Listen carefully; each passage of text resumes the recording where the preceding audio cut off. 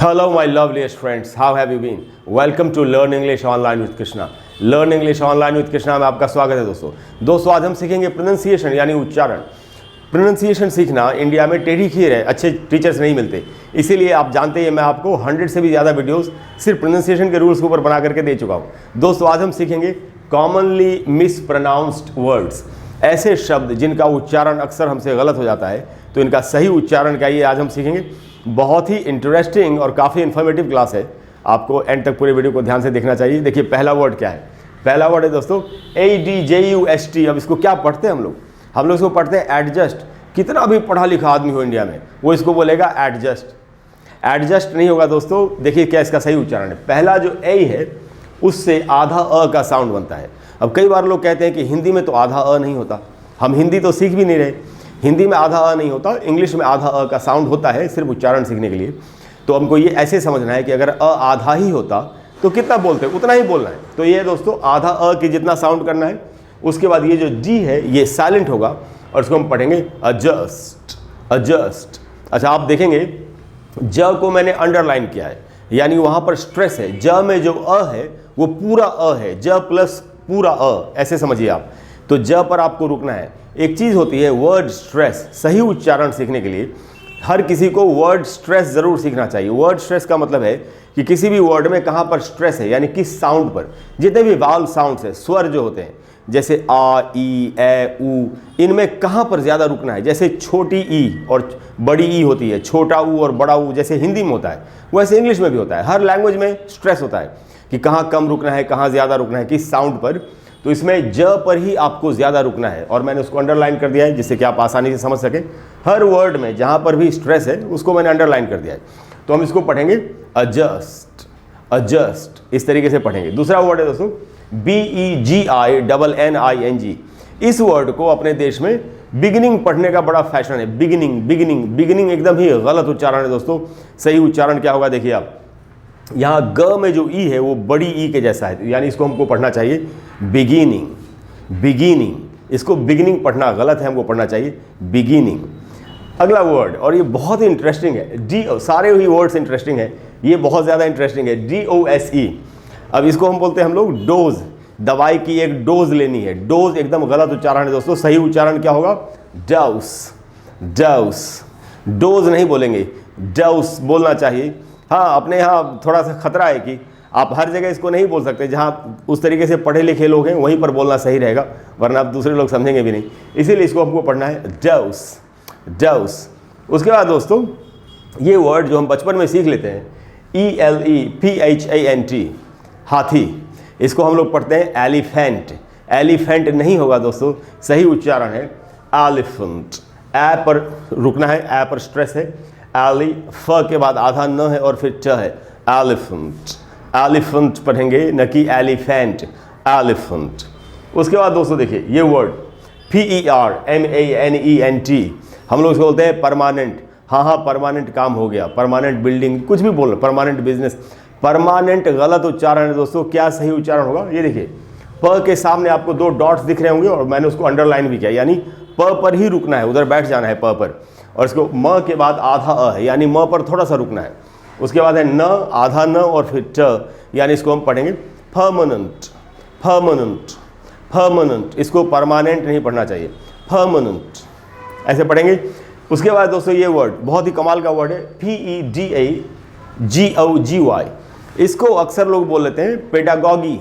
Pedagogy का मतलब होता है साइंस ऑफ टीचिंग। टीचिंग का, पढ़ाने लिखाने का जो मेथड्स होते हैं, जो तरीके होते हैं, ये जो पूरा विज्ञान है, शिक्षा का विज्ञान, शिक्षा देने का, उसको बोलते हैं ये वर्ड। और इसका उच्चारण क्या होगा देखिए दोस्तों, बहुत ही इंटरेस्टिंग है। फै ड अ, ड के बाद आधा अ है, उसके बाद है ग और फिर है जी।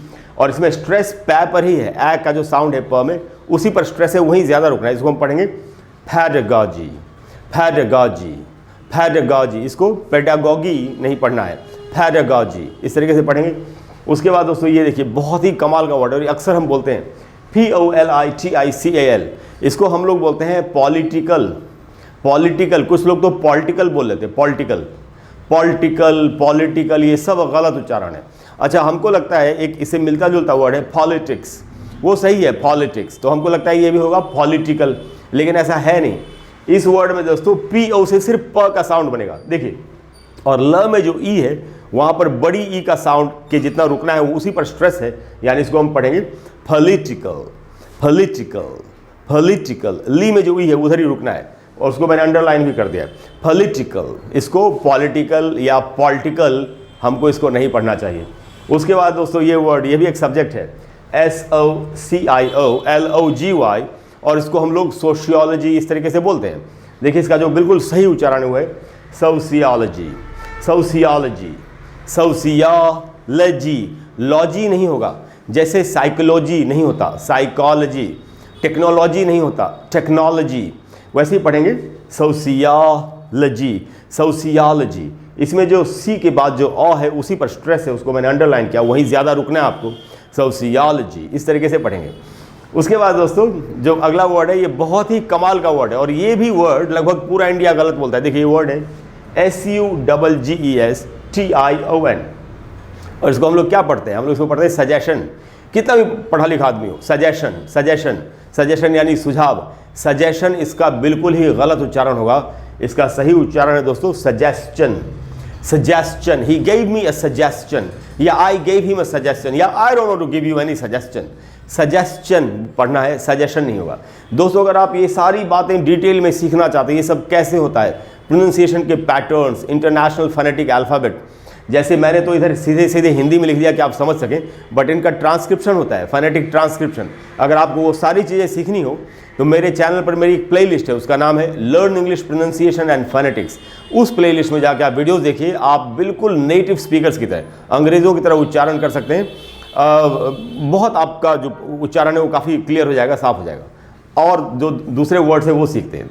उसके बाद है दोस्तों ये वर्ड, कितना कमाल का वर्ड है, SCIENC, हम लोग इसको बोलते हैं साइंस, साइंस। साइंस बिल्कुल गलत उच्चारण है दोस्तों, सही उच्चारण क्या होगा, देखिए साई तक तो ठीक है, लेकिन आधा अ भी है, ये बात सब लोग नहीं जानते, इसलिए इसको पढ़ना है साइंस, साइंस। और सा में जो आ है उसी पर स्ट्रेस है, उसी पर ज़्यादा रुकना है, इसलिए इसको हम पढ़ेंगे साइंस, साइंस। उसके बाद दोस्तों ये वर्ड देखिए TEMPORARY, हम लोग इसको बोलते हैं टेम्परोरी, टेम्परेरी, अलग अलग तरीके से पढ़ते हैं, टेम्परेरी, टेम्पोरोरी, बहुत मैंने काफ़ी इसका अलग अलग उच्चारण सीखे इंडिया में, सुने मैंने लोगों से। देखिए मैं आपको बताता हूँ सही उच्चारण क्या है। ठे में जो ए है उसी पर स्ट्रेस है, वहीं ज़्यादा रुकना है।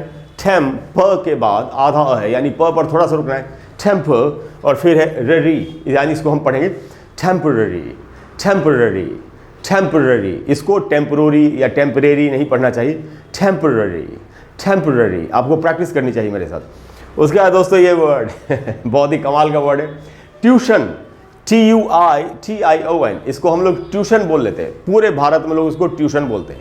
ट्यूशन जाना है, ट्यूशन पढ़ना है, यहाँ तक कि मैंने देखा है जो टीचर्स अपने घर के बाहर बहुत लोग बोर्ड लगा कर रखते हैं, यहाँ ट्यूशन पढ़ाया जाता है, तो वो भी लिखते हैं ट्यूशन।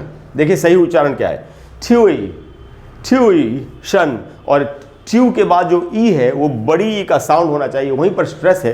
ये देखिए मैंने अंडरलाइन किया उसको, यानी इसको पढ़ेंगे ट्यूशन, ट्यूशन, ये इसका शुद्ध उच्चारण है, ट्यूशन। अब ऐसा हो गया है हम लोगों का, गलत बोलते बोलते हम लोगों को जो गलत उच्चारण है वही हमको स्वाभाविक लगता है, और जो सही उच्चारण है वो हमको अस्वाभाविक लगता है, इसलिए इसको ट्यूशन नहीं बोल के हमको बोलना चाहिए ट्यूशन, ट्यूशन।